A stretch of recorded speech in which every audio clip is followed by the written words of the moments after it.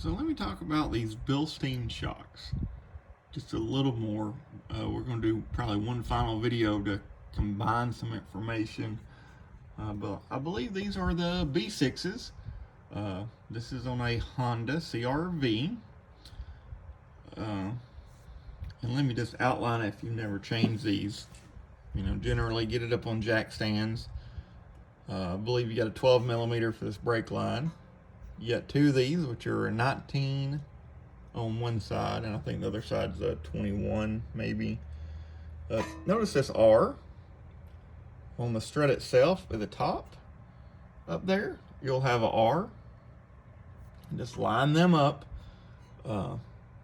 Also, don't forget to unclip this sensor wire thing. That's for ABS.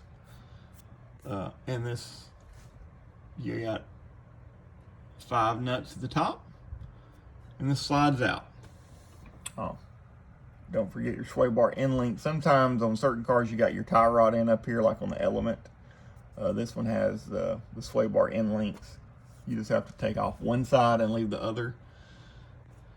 But if you never had a good shock, I've ran Bilsteins and Coneys and KYBs and stuff, and obviously Monroes, and I've had a lot of cars, a lot of suspension components.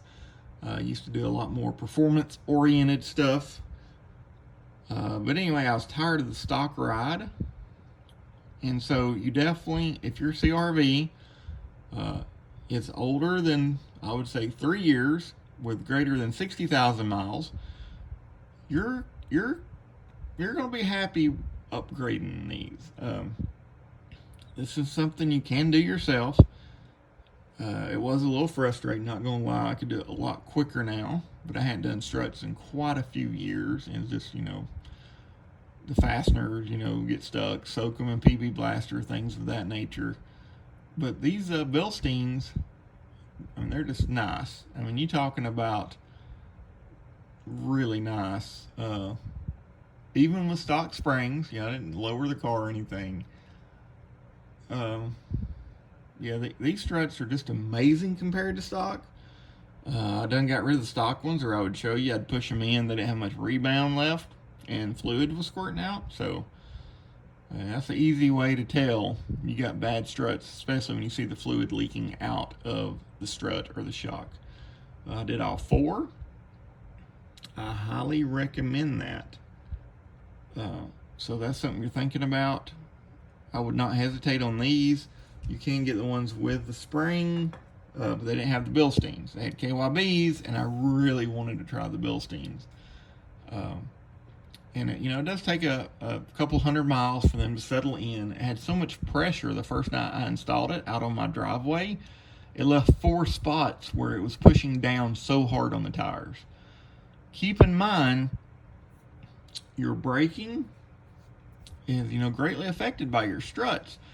If this strut is not pushing down on this, your tire's not in contact with the road. So think of that when you hit a bump. Obviously, this comes up.